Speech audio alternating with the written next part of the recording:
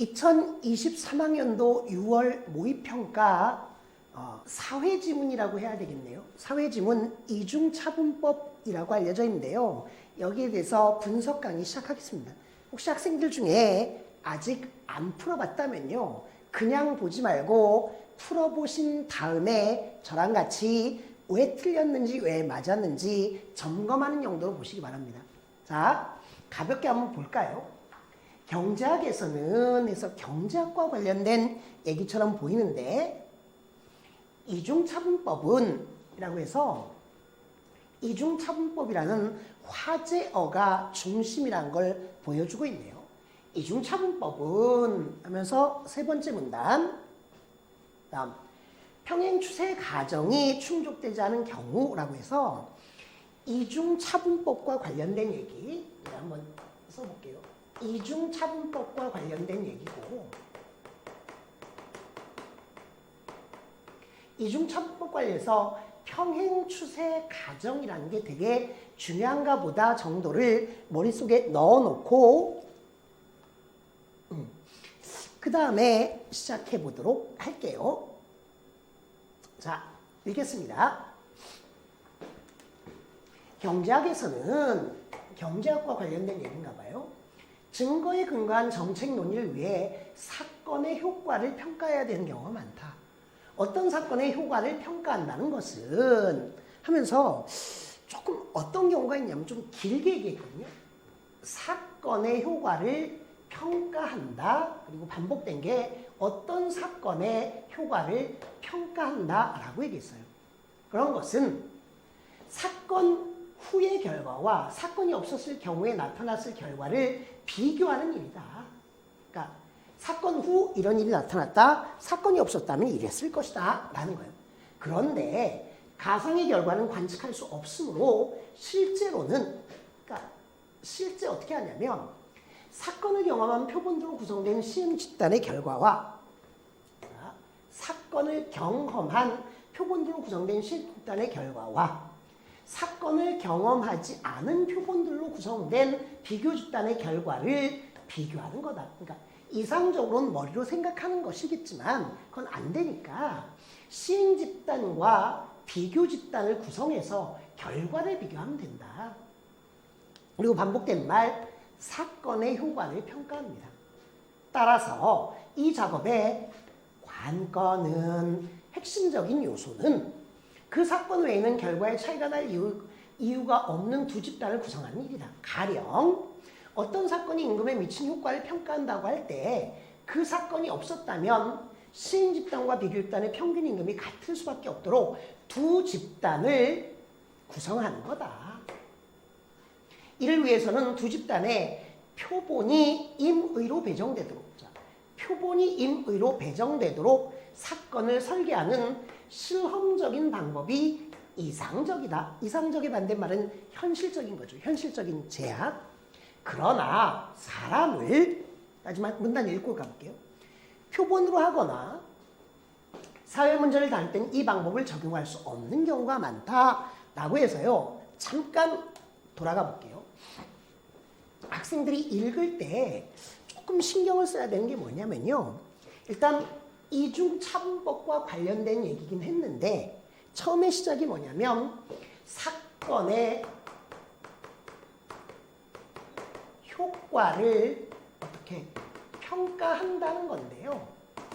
사건의 효과를 평가하기 위해서는 어떻게 되냐. 사건의 전과 후를 평가하면 되는데 후의 결과와 사건이 없었을 경우 잘못 썼습니다. 사건이 있었을 때의 결과와 사건이 없었을 때, 사건이 있었을 때의 결과와 없었을 때의 결과를 비교하는 게 원래 맞다.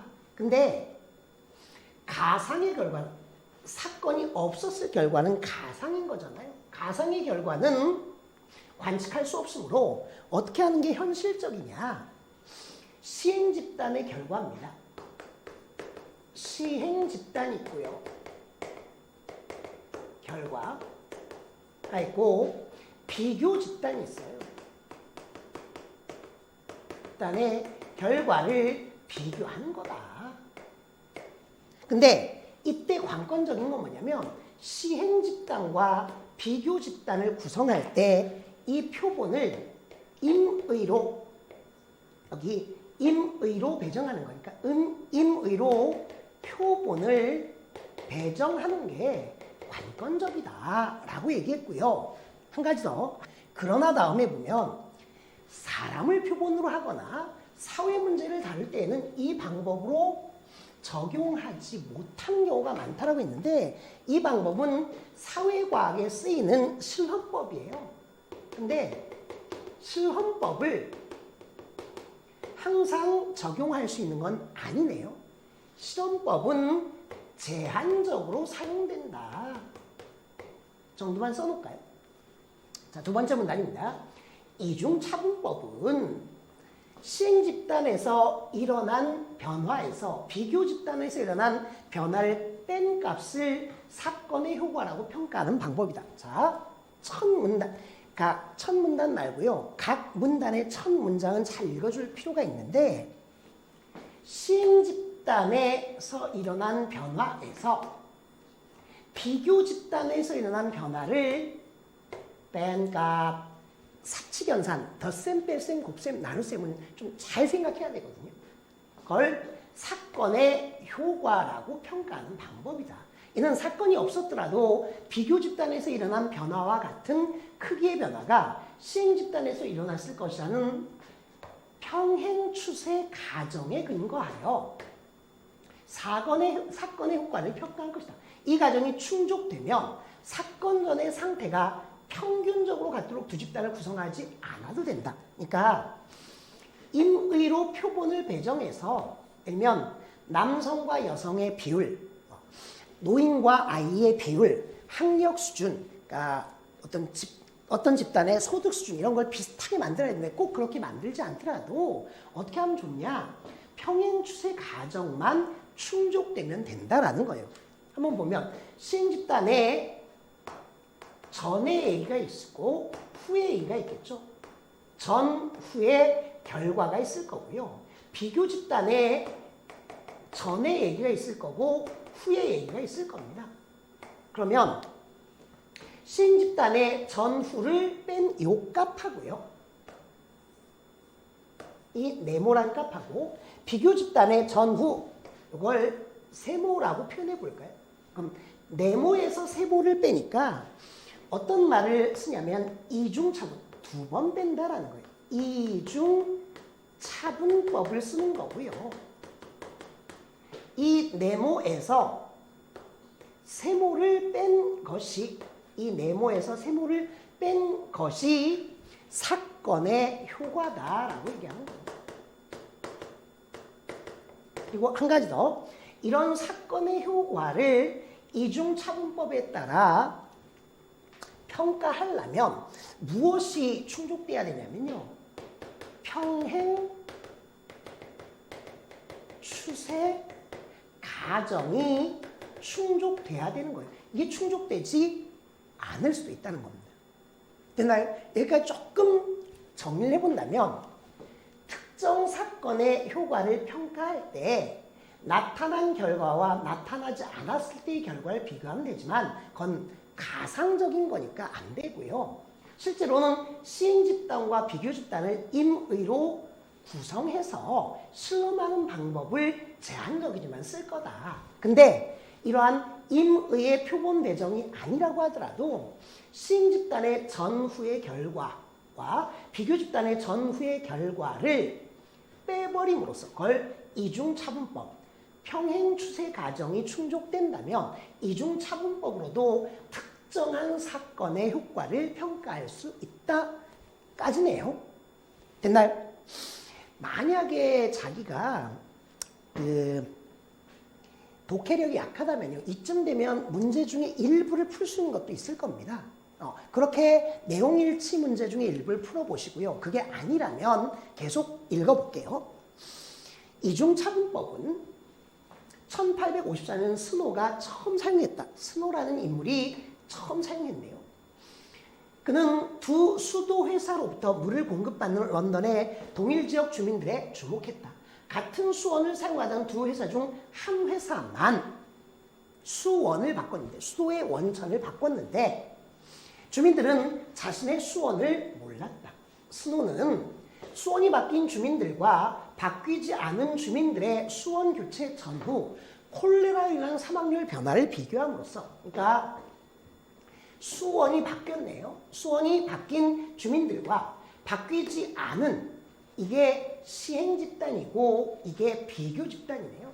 수원 교체 전후 콜레라로 인한 사망률 변화, 이걸 측정하고 싶었던 거예요. 비교함으로써 콜레라가 공기가 아닌 물을 통해서, 그러니까 A 집단이 시행 집단이고 B 집단이 비교 집단이면 A 집단의 수원이 바뀌었는데 콜레라에 대한 변화, 감염률의 변화가 있었다. 근데 B 집단하고 비교해 보니까 그게 어떻다라고 해서 결론을 내렸다. 경제학에서는 1910년대 최저임금제 도입의 효과를 파악하는데 이 방법이 처음 이용되었다. 맨 처음에는 콜레라와 관련된 콜레라 감염의 원인 분석에서 먼저 쓰인 거고 1910년대 최저임금제 도입의 효과에서 쓰인 거네요. 됐나요? 그래서 이 이중차분법은 누가 제일 먼저 썼냐? 스노라는 인물이 제일 먼저 썼다 정도까지만 일단 알아놓을게요. 뭐에 대해서? 수원을 바꿨을 때 이 수원이 콜레라 감염과 관련해서 어떤 영향을 끼쳤냐라고 하는 걸 썼고, 그 다음에 스노가 아니라 최저임금제 도입 효과에서 이런 걸 쓰이더라. 최저임금제 도입 효과. 그렇죠? 평행 추세 과정이 충족되지 않는 경우에 이중차분법을 적용하면 문제입니다. 이중차분법을 아무 데서나 막 쓰면요, 사건의 효과를 잘못 평가할 수 있다. 예컨대 어떤 노동자 교육 프로그램의 고용 증가 효과를 평가할 때 일자리가 급격히 줄어드는 산업에 종사하는 노동자의 비중이 비교 집단에 비해 시행 집단에 더 큰 경우, 그러니까 지금 대규모 정리해고가 발생하고 있는 집단과 그렇지 않은 집단을 비교해서 대규모 정리해고가 나타나는 집단에 고용 프로그램을 쓴다고 하면요, 효과가 거의 없겠죠.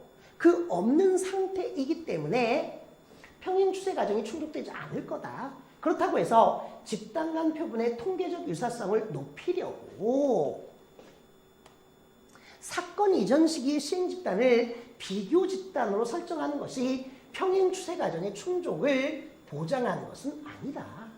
예컨대 고용처럼, 사례는 항상 중요합니다. 예컨대 고용처럼 경기 변동에 민감한 변화라면 집단 간 표본의 통계적 유사성보다 A보다 변화 발생의 동시성이 이 과정의 충족에서 더 중요할 수 있기 때문이다. 자, 그냥 가지 말고요, 한 번 좀 얘기해 볼게. 이중차분법에서 중요한 건요, 요 네모라고 하는 변화와 세모라고 하는 변화, 그러니까 이러한 변화와 이러한 변화가 어떤 거냐? 평행 추세라는 게 중요한 거거든요. 그런데 어떤 얘기를 했냐면요, 이런 얘기를 했습니다. 바로 통계적인 유사성을 높이려고, 그래서 이 집단의 아주 옛날하고 이 집단의 여기를 얘기하는 게 중요한 거냐라고 말했거든요. 근데 고용처럼, 자, 이런 경우 고용처럼 무엇이 민감하냐면요, 집단 간의 표본의 통계적 유사성보다 변화 발생의 동시성, 변화가 발생하는 것의 동시성이 중요하다. 즉, 이 시점에 변화가 발생해서 쭉 갔다면 이 시점에서 두 집단이 중요한 것이지 한 집단의 옛날 1년 전, 1년 후가 중요한 건 아니다. 여러 비교 집단을 구성하여 각각의 이중차분법을 적용한 평가 결과와 같음을 확인하면 평행 추세 과정이 충족된다는 신뢰를 줄 수 있다. 또한 시행 집단과 여러 특성에서 표본의 통계적 유사성이 높은 비교 집단을 구성하면 평행 추세 과정이 위협받을 가능성을 줄일 수 있다. 이러한 방법들을 통해 이중차분법을 적용한 평가에 대한 신뢰도를 높일 수 있다. 그러니까 결국 마지막 문단에서 뭐냐면 여러 비교 집단을 이중차분법을 적용해서 여러 비교 집단을 설정하고 이걸 통해서 신뢰를 줄 수 있다라는 얘기를 했네요. 그러면 전체적인 얘기는 뭐냐? 특정한 사건의 효과를 평가하는 실험적인 방법에서 평행 추세 가정을 전제로 이중차분법을 쓰고, 이중차분법은 시행 집단의 전후, 사건의 전후의 결과와 비교 집단의 사건의 전후 결과를 뺨으로써 그 값이 어떤지를 확인, 그 효과를 측정하는 방법인 겁니다.